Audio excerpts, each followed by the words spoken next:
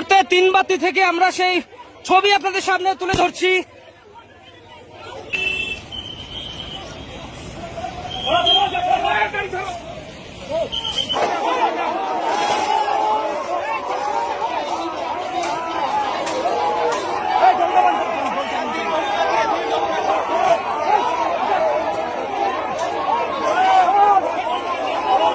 ঈদের শুভেচ্ছা আমিও দিচ্ছি, কিন্তু নামাজে যাবেন কেন? নামাজ পড়তে যাওয়া এটা ইসলামও বিরোধী আর হিন্দুদের উপর আঘাত করা, দুটো কাজ একসঙ্গে করছেন। নামাজে বাধা, কুরবানিতে বাধা, বাধা বাধা বাধা।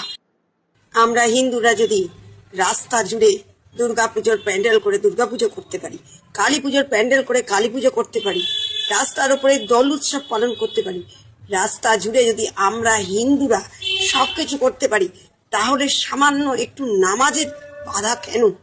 মুসলিমরা নামাজ পড়তেই পারে। বিভিন্ন সম্প্রদায়ের মানুষ বিভিন্ন ধরনের মাংস খায় এবং সেখানে খালি একটা প্রাণীকে কেন স্পেসিফিক্যালি খালি গরু কেন, পাঁঠা নয় কেন, মাছ নয় কেন, মুরগি নয় কেন? তাহলে যদি কোনো নিয়ম হতে হয় একটা ধর্মনিরপেক্ষ দেশে, তাহলে প্রত্যেকটা এই ধরনের যেই অ্যানিমালকে স্লটার করা হয়, তাহলে সেই সমস্ত অ্যানিমালের ক্ষেত্রে একই ধরনের নিয়ম হওয়া উচিত। মুসলমানদের টাইট করার জন্য সব থেকে ইজি, এদের ভাতে মারুন আপনারা। এদের দোকান থেকে মাংস কিনবেন না, এদের দোকান থেকে মাছ কিনবেন না, এদের অটো রিক্সা টোটো রিক্সা বসবেন না, এদের ভাতে মারুন আপনারা। এদের যেদিন ভাতে মারতে শুরু করবেন, এই 67% 70% লোক। আসসালামু আলাইকুম রহমতুল্লাহ। ভারতের পশ্চিমবঙ্গের শুভেন্দু অধিকারী এই বেটা কিন্তু খুব বেশি বেড়ে গিয়েছে। মুসলমানদের সাথে যেই খারাপ ব্যবহার করছে, যা বলার ভাষা রাখে না। ঠিক আজকে এই শুভেন্দু অধিকারী এক জায়গায় গিয়েছিল, সেখানে পাবলিকের দৌড়ানি খেয়ে জান প্রাণ বাঁচিয়েছে। দর্শক, আসলে যারাই ক্ষমতার দাপটে ক্ষমতায় বসে ক্ষমতার ক্ষমতা বলে পাবলিকের উপরে, সাধারণ জনগণের উপরে নির্যাতন করতে যাবে, তারাই দেখবেন পাবলিকের মার খেয়েছে, তারাই পাবলিকের দৌড়ানি খেয়েছে। যারাই বেশি বেড়ে যাবে, যারাই বেশি নাটকগিরি করবে, যারাই বেশি নাটের গুরু হবে, যারাই বেশি নাটক দেখাইবে, এদেরকেই পাবলিক বয়কট করবে, এদেরকেই পাবলিক দৌড়ানি দেওয়া হবে, এদেরকে পাবলিক যেখানে পাবে সেখানেই মারবে। বাংলাদেশে প্রধানমন্ত্রীকে, স্বরাষ্ট্রমন্ত্রীকে, আরো এছাড়াও বেশ কিছু মন্ত্রীকে এখনই ভুয়া স্লোগান দেওয়া হয়। দর্শক, এই শুভেন্দু অধিকারী কিন্তু ঠিক একই পথে একই রাস্তায় হাঁটছে। আবার এক ব্যক্তি দেখেছেন, এক ব্যক্তি বলছে যে মুসলমানদেরকে ভাতে মারবে, মুসলমানদের দোকান থেকে কোনো পণ্য কিনবে না, মুসলমানের দোকান থেকে মাছ কিনবে না, মাংস কিনবে না, তেল কিনবেন না, কাঁচামরিচ বিভিন্ন পণ্য কিনবেন না। তারা এই কথা বলতেছে, অর্থাৎ নেংটি, এই নেংটির বাচ্চা, এই হিন্দুরা এই সমস্ত কথা বলতেছে।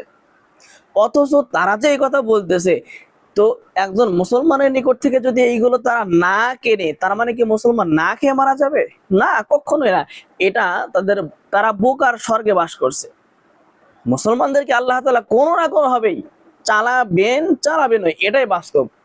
বরঞ্চ তারা যে মুসলমানের নিকট থেকে কিনবে না, অথচ তারা যে মুসলমানের দোকান থেকে এই পণ্যগুলো কিনবে না, তারা যে হিংসাত্মক ব্যবহার করছে, বরঞ্চ তারাই আরো ক্ষতির মধ্যে পড়বে, অলরেডি পড়ে গিয়েছে।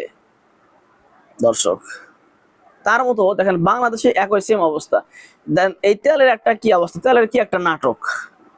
প্রথমে তেল সংকট, ইরানের যুদ্ধ লেগেছে, আমেরিকার যুদ্ধ লেগেছে, বাংলাদেশে তেল সংকট, বাংলাদেশে তেল আসতে দিচ্ছে না। অথচ রাতের আধারে, গভীর রাত্রে গেলে তেল ঠিকই পাওয়া যায়। 12টা 1টা 2টার সময় যাবেন, আপনাকে তেল ঠিকই দিবে। 120 টাকা লিটার, আপনি 200 টাকা লিটার দিবেন, তেল ঠিকই দিবে। তাহলে এই তেলগুলো কোত্থেকে আসে? টাকা দিলে তেল কি অটো তৈরি হতো নাকি? এই একটা নাটক সাজিয়ে কিন্তু তেল 120 টাকা থেকে 140 টাকা করা হয়েছে। 120 টাকা ছিল অকটেন, সেই অকটেন 140 টাকা করা হলো। 115 টাকা ছিল পেট্রোল, সেই পেট্রোল 135 টাকা করা হলো। এরপরে অল্প বেশ কিছুদিন পরেই তেলের সবকিছু স্বাভাবিক। এই যে দামটা বেড়ে গিয়েছে, সিন্ডিকেট করেছিল, দাম বেড়ে গিয়েছে, তেলের অবস্থা স্বাভাবিক। কি আজীব এক বাংলাদেশ। গতকালকের আপডেট যেটা আজকে থেকে কার্যকারিতা হয়েছে, যে এই তেলের দাম 1 মাস পরে, গত 30শে এপ্রিলে এই দামটা নির্ধারণ করা হয়েছিল, বৃদ্ধি করা হয়েছে আবার গত 31 মানে গতকালকে 31শে মেতে আবারও তারা 5 টাকা তেলের দাম বাড়িয়েছে। অর্থাৎ অকটেন হয়েছে 145 টাকা, পেট্রোল হয়েছে 140 টাকা। মানে সরকার এমন ভাবে বাংলাদেশকে চুষে নিতে চাচ্ছে, এমন ভাবে টাকার ব্যবস্থা করতেছে মানুষের উপর চাপ দিয়ে, মানুষের উপর প্রেসার দিয়ে, যাতে করে মানুষ সহজে সেগুলো দিতে বাধ্য হয়, এমন এমন জায়গায় হাত দিচ্ছে। অথচ সরকার এটা বুঝতেছে না যে এই বাংলার জনগণ, এই সাধারণ জনগণের উপরে যে করগুলো, যে ট্যাক্সগুলো, যেই করগুলো বসাচ্ছে, এর দ্বারা যে বাঙালি তার প্রতি আরো ক্ষুব্ধ হচ্ছে, আরো রাগান্বিত হচ্ছে, সরকার এটা বুঝতেছে না। আর আমার মনে হয় কি জানেন, যে সরকার অর্থাৎ যে তারেক রহমান, এই তারেক রহমান নিজের বুদ্ধিতে এই কাজগুলো করছেন না, নিজের বুদ্ধি দিয়ে এই কথাগুলো প্রকাশ করছেন না। তার আশেপাশে যে সমস্ত এমপি মন্ত্রীরা রয়েছে, এই সমস্ত লোক তাকে কান পরা দেয় যে স্যার আপনি এই হুকুমটা জারি করেন, এই আইনটা, এই আদেশটা জারি করেন, অমুক জায়গার এই আইনটা জারি করলে এখান থেকে প্রতিদিন লক্ষ লক্ষ কোটি কোটি টাকা ট্যাক্স আসবে, ভ্যাট আসবে, কর আসবে। এরপরে শুধুমাত্র বর্তমান সরকারের মুখ দিয়ে, তার নাম দিয়ে সেটা প্রকাশ করা হয়, কিন্তু তাকে বুদ্ধি দেওয়া হলো তার আশেপাশে যে সমস্ত নেতা এমপি মন্ত্রীরা রয়েছে, তারাই হলো এর মূল হোতা। এইগুলোর কারণে যে বাংলাদেশের মানুষ তাদেরকে ঘৃণা করছে, থুতু দিচ্ছে, দল থেকে বের হয়ে আসতেছে এবং সরকারের পতন অনিবার্য, খুব দ্রুত হবে, এইটা চিন্তা করছে না। তারা মনে করছে যে আমরা এই বিষয়গুলোর উপরে, এই জায়গাতে যদি আমরা ট্যাক্স বসাই, কর বসাই, তাহলে আমরা অনায়াসে সেখান থেকে হিসাব করলে কোটি কোটি কোটি কোটি টাকা আমরা পেয়ে যাচ্ছি, সহজে পেয়ে যাচ্ছি। মোটরসাইকেলের উপরে কর বসানো হয়েছে, তেলের দাম এমনিতে বৃদ্ধি করা হচ্ছে, বিভিন্ন নিত্য প্রয়োজনীয় দ্রব্য সেগুলোর দাম বৃদ্ধি করা হচ্ছে। মানে সরকার টাল মাটাল হয়ে গেছে, কি করবে বুঝে উঠতে পারছে না। কেবলমাত্র 3 থেকে 4 মাস সময়, এই 3-4 মাস সময়ের মধ্যে সরকার হিমশিম খেয়ে যাচ্ছে এই দেশটাকে পরিচালনা করতে। আপনি যদি দেশ পরিচালনা করতে নাই পারেন, ক্ষমতা ছেড়ে দেন। আপনি ক্ষমতা ছেড়ে দিয়ে যেখানে ছিলেন, ওই সে লন্ডনে চলে যান, সেখানে আপনি খুব ভালো ছিলেন। আপনি দেশে এসে আপনার অবস্থা আরো খারাপ হয়ে গিয়েছে, সামনে আরো খারাপ হবে, আরো ভয়ানক দিন আসতেছে আপনার। ক্ষমতা যদি আপনি দেশ ঠিক মতো সঠিকভাবে পরিচালনা করতে না পারেন, আপনি আবার সে লন্ডন চলে যান, আপনি বেঁচে যাবেন। দর্শক, বাংলাদেশের অবস্থা কিন্তু খুবই করুণ অবস্থা। অন্যদিকে এই বিশেষ করে ইন্ডিয়ার, ভারতের পশ্চিমবঙ্গ, এই শুভেন্দু অধিকারীর যেই রাজ্যটা পশ্চিমবঙ্গ, এই জায়গার মুসলমানগুলো কিন্তু অত্যন্ত কষ্টের মধ্যে আছে। এছাড়াও অন্যান্য প্রদেশ, অন্যান্য রাজ্যেও মুসলমানরা কষ্টের মধ্যে আছে। তবে এই শুভেন্দু অধিকারী, এই বেটা একটু বেশি বেড়ে গিয়েছে, এই বেটা খুব বেশি লাফালাফি করতেছে। কথায় আছে না, বেশি বড় হয়েও না, ঝড়ে ভাঙবে মাথা, একেবারে ছোট হয়েও না, ছাগলে খাবে মাথা। মাঝামাঝি লেভেল অবস্থায়, মাঝামাঝি অবস্থায় থাকা হলো সবচেয়ে ভালো। তো এই শুভেন্দু অধিকারী আসলে বেশি বেড়ে গিয়েছে, এর মাথা দেখবেন খুব দ্রুতই মাথা ভেঙে যাবে। দর্শক, আশা করছি আপনি আমার সাথে একমত হবেন যে এই শুভেন্দু অধিকারী সহ বাংলাদেশ, ইন্ডিয়া, আরো পৃথিবীর যতগুলো দেশ আছে, যেখানেই মুসলমানদের উপর নির্যাতন করবে, যারাই মুসলমানদেরকে নির্যাতন করবে, তাদেরকে কঠিন থেকে কঠিন শায়েস্তা হতে হবে। দর্শক, গুরুত্বপূর্ণ কিছু নিউজ সামনে দেখতে চলেছেন, অবশ্যই ভিডিওগুলো দেখে যাবেন। তবে তার আগে বলবো, যারা এখনো আমার চ্যানেলটি সাবস্ক্রাইব করেননি, চ্যানেলটি সাবস্ক্রাইব করে পাশে থাকা বেল আইকনটি বাজিয়ে রাখবেন। আর যারা ইতিমধ্যে চ্যানেলটি সাবস্ক্রাইব করেছেন, সকলকেই অসংখ্য অসংখ্য ধন্যবাদ। দর্শক, ভিডিওতে একটি লাইক দিয়ে আমরা ধারাবাহিকভাবে ভিডিওর মূল বিস্তারিত আলোচনাগুলো দেখে আসি। পবিত্র ঈদুল আজহায় কোরবানি নিয়ে নজিরবিহীন কড়াকড়ি। উৎসবের দিনেও রাস্তায় পাঞ্জাবি পরা মুসলিম যুবকদের আটকে পুলিশের হয়রানি। অভিযোগ উঠছে সংখ্যালঘু সম্প্রদায়কে কোণঠাসা করতেই কি এসব পদক্ষেপ। তবে চমকপ্রদ খবর এখানে শেষ নয়। ঐতিহাসিক বাবরি মসজিদ ধ্বংসের পর এবার হিন্দুত্ববাদী সংগঠনগুলোর নতুন নিশানা বিশ্বের অন্যতম পবিত্র স্থান আজমির শরীফ। এর সাথে যুক্ত হয়েছে এশিয়ার সর্ববৃহৎ ইসলামী বিদ্যাপীঠ দারুল উলুম দেওবন্দ মাদ্রাসা। হ্যাঁ দর্শক, ভারতের মাটিতে শত শত বছরের পুরনো মুসলিম স্থাপনাগুলোকে ঘিরে এবার সামনে এসেছে নতুন বিতর্ক। কি ঘটতে যাচ্ছে এই বিশ্বনন্দিত কেন্দ্রগুলোর ভাগ্যে? কেন এই স্থাপনাগুলোর নিচে মন্দিরের দাবি তোলা হচ্ছে? পর্দার পেছনের আসল সত্য জানতে ভিডিওটি না টেনে একেবারে শেষ পর্যন্ত দেখতে থাকুন। সাম্প্রতিক সময়ে ভারতের রাজনীতি ও সমাজ ব্যবস্থায় সংখ্যালঘু মুসলিম সম্প্রদায়ের ধর্মীয় অধিকার এবং তাদের ঐতিহ্যবাহী স্থাপনাগুলো নিয়ে তীব্র বিতর্ক তৈরি হয়েছে। মুসলিমদের অভিযোগ, বর্তমান হিন্দুত্ববাদী রাজনীতির ছত্রছায়ায় থাকা কট্টরপন্থী সংগঠনগুলো সংখ্যালঘু সম্প্রদায়কে কোণঠাসা করতে নানামুখী তৎপরতা চালাচ্ছে। এই প্রক্রিয়ার সর্বশেষ উদাহরণ হিসেবে সামনে এসেছে সদ্য সমাপ্ত পবিত্র ঈদুল আজহায় কোরবানির উপর আরোপিত কঠোর বিধিনিষেধ। ভারতের বিভিন্ন রাজ্যে এবার গরু কোরবানির ক্ষেত্রে প্রশাসনের কড়াকড়ি ছিল চোখে পড়ার মতো। বিশেষ করে পশ্চিমবঙ্গে রীতিমতো আইন করে দেয়া হয়েছে গরু কোরবানির ক্ষেত্রে। কট্টরপন্থী সংগঠনগুলোর কড়া নজরদারি এবং আইনি নিষেধাজ্ঞার গ্যারাকলে বহু মুসলিম পরিবার তাদের ধর্মীয় আচার স্বাধীনভাবে পালন করতে পারেনি। এই বঞ্চনা রেশ কাটতে না কাটতেই ঈদের দিন কলকাতা রাস্তায় উৎসবের আমেজে থাকা মুসলিম যুবকদের হয়রানির শিকার হওয়ার খবর বিভিন্ন মাধ্যমে উঠে এসেছে। অভিযোগ রয়েছে, পাঞ্জাবি পরে স্কুটি নিয়ে ঘুরতে বের হওয়া অনেক মুসলিম যুবককে প্রশাসন ও পুলিশের দ্বারা অহেতুক জিজ্ঞাসাবাদের নামে হেনস্থা করা হয়েছে। সোশ্যাল মিডিয়ায় এসব ঘটনার খবর ছড়িয়ে পড়লে অনেকে প্রশ্ন তুলছেন, উৎসবের দিনে এমন আচরণ কতটা যৌক্তিক?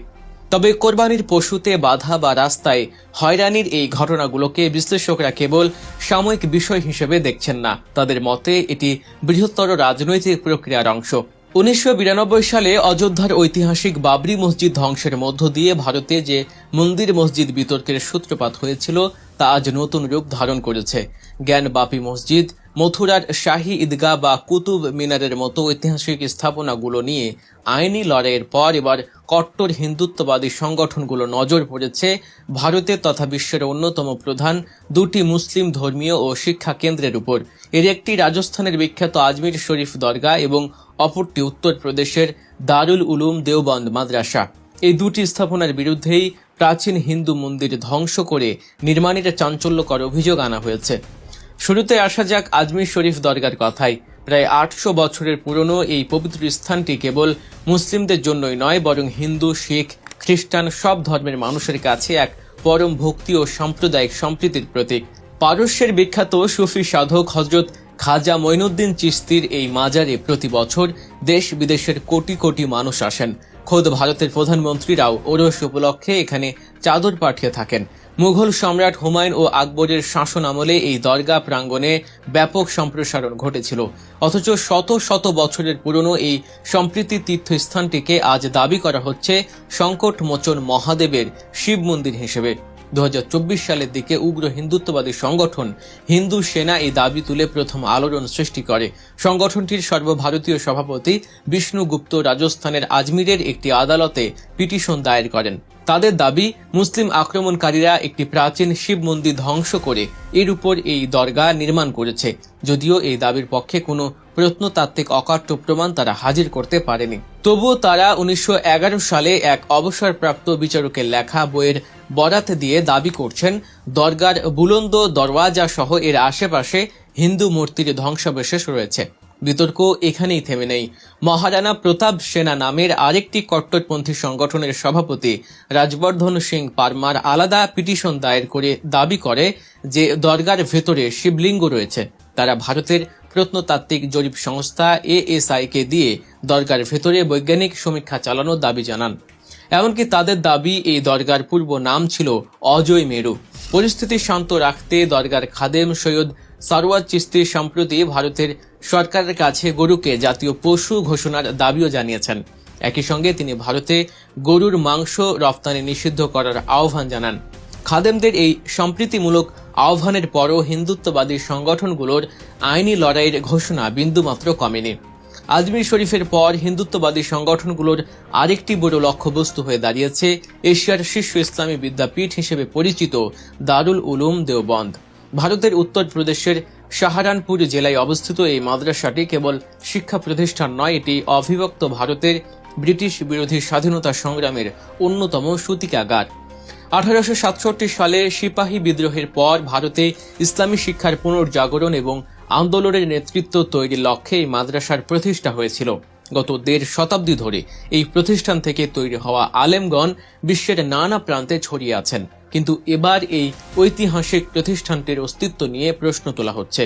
হিন্দু রক্ষা দল নামক একটি সংগঠনের নেতা ললিত শর্মার নেতৃত্বে সাহারানপুরে বিক্ষোভ মিছিল বের করে জেলা ম্যাজিস্ট্রেটের কাছে স্মারকলিপি জমা দেওয়া হয়। তাদের চাঞ্চল্যকর দাবি হলো দারুল উলুম দেওবন্দ মাদ্রাসার ক্যাম্পাসের 14 ফুট নিচে একটি প্রাচীন শিব মন্দির চাপা পড়ে আছে।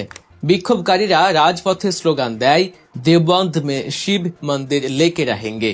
এই সংগঠনটির দাবি, দেওবন্দ এলাকার প্রাচীন নাম ছিল দেববন বা দেবতাদের বন। মুসলিমরা এসে সে স্থান দখল করে এর নাম পাল্টে দেওবন্দ করেছে বলে তারা অভিযোগ করে। আজমির শরীফের মতোই এখানেও তারা প্রশাসনিক তদন্ত এবং বৈজ্ঞানিক খনন কাজের জোরালো দাবি জানিয়েছে। কোনো দালিলিক প্রমাণ না থাকলেও এই দাবিটিকে হাতিয়ার করেই তারা ইসলামী বিশ্বের অন্যতম প্রধান এই জ্ঞান কেন্দ্রটিকে ঘিরে বিতর্ক তৈরি করছে। বিশ্লেষকরা বলছেন, দেওবন্দের বিরুদ্ধে এই ধর্মীয় অভিযোগ কেবল ধর্মীয় কারণে নয়, এর পেছনে রাজনৈতিক কৌশল রয়েছে। সম্প্রতি আফগানিস্তানের বর্তমান সরকারের পররাষ্ট্রমন্ত্রী আমির খান মুত্তাকি যখন ভারত সফরে এসে দেওবন্দে গিয়েছিলেন, তখন কট্টরপন্থী মহল থেকে তীব্র প্রতিক্রিয়া দেখানো হয়। এরপর থেকেই পরিকল্পিতভাবে এই প্রতিষ্ঠানটির বিরুদ্ধে অপপ্রচার আরও জোরদার করা হয়েছে বলে মনে করা হচ্ছে। আজমির শরীফ বা দারুল উলুম দেওবন্দের উপর ওঠা এই দাবিগুলোকে কোনোভাবেই বিচ্ছিন্ন ঘটনা হিসেবে দেখার সুযোগ নেই। রাজনৈতিক বিশ্লেষক ও সমাজ বিজ্ঞানীরা মনে করেন এটি একটি সুপরিকল্পিত কৌশল। যখনই নির্বাচন ঘনিয়ে আসে বা রাজনৈতিক ফায়দা লোটার প্রয়োজন পড়ে, তখনই ভারতের মাটিতে এমন বিতর্কিত ইস্যুগুলোকে সুকৌশলে সামনে আনা হয়। বেকারত্ব, মুদ্রাস্ফীতি বা অর্থনীতির মতো মৌলিক সমস্যাগুলো থেকে সাধারণ মানুষের দৃষ্টি সরিয়ে দেওয়ার জন্য ধর্মীয় মেরুকরণের এই কৌশল ব্যবহৃত হচ্ছে। আদালতের মাধ্যমে পিটিশন দায়ের ও প্রত্নতাত্ত্বিক জরিপের দাবি তোলার মাধ্যমে এমন একটি পরিস্থিতি তৈরি করা হয়েছে যেখানে মুসলিমদের শত বছরের প্রাচীন স্থাপনাসমূহ সন্দেহের আবর্তে পড়ে যায়। ভারতের কোটি কোটি মুসলমান আজ এক অজানা আতঙ্কে দিন কাটাচ্ছেন। তাদের মনে প্রশ্ন, বাবরির পর জ্ঞানবাপী বা মথুরা, আর এখন যদি আজমির শরীফ বা দেওবন্দের মতো বিশ্বনন্দিত কেন্দ্রগুলো বিতর্কের শিকার হয়, তবে তাদের নিজস্ব সংস্কৃতি ও ঐতিহ্যের ভবিষ্যৎ কি? যে দেশটি একসময় তার ধর্মনিরপেক্ষতা ও বৈচিত্র্যের জন্য বিশ্বজুড়ে সমাদৃত ছিল, আজ সেখানে একটি নির্দিষ্ট সম্প্রদায়ের উপর এই চাপ ভারতের গণতান্ত্রিক কাঠামোকেই প্রশ্নের মুখে ফেলছে। এই পরিস্থিতি নিয়ন্ত্রণ করা না গেলে তা ভারতের সামগ্রিক শান্তি ও স্থিতিশীলতাকে খাদের কিনারে ঠেলে দেবে বলে আশঙ্কা করছে সুশীল সমাজের প্রতিনিধিরা। দর্শক, এই পুরো বিষয়টি নিয়ে আপনাদের মতামত কি? ভারতের মুসলমানদের ভবিষ্যৎ কোন দিকে এগোচ্ছে? এতক্ষণে আমাদের সাথে থাকার জন্য ধন্যবাদ। ভিডিও দেখেছেন, ভিডিওর বিষয়ে আপনার যে কোনো মতামত থেকে থাকলে অবশ্যই ভিডিওর কমেন্ট বক্সে জানিয়ে যাবেন। দর্শক, আবার বলছি, যারা এখনো আমার চ্যানেলটি সাবস্ক্রাইব করেননি, চ্যানেলটি সাবস্ক্রাইব করে পাশে থাকা বেল আইকনটি বাজিয়ে রাখবেন। আর যারা ইতিমধ্যে চ্যানেলটি সাবস্ক্রাইব করেছেন, সকলকেই আবারও অসংখ্য ধন্যবাদ। সবাই ভালো থাকবেন, সুস্থ থাকবেন। আবারও দেখা হচ্ছে পরবর্তী কোনো ভিডিও নিয়ে।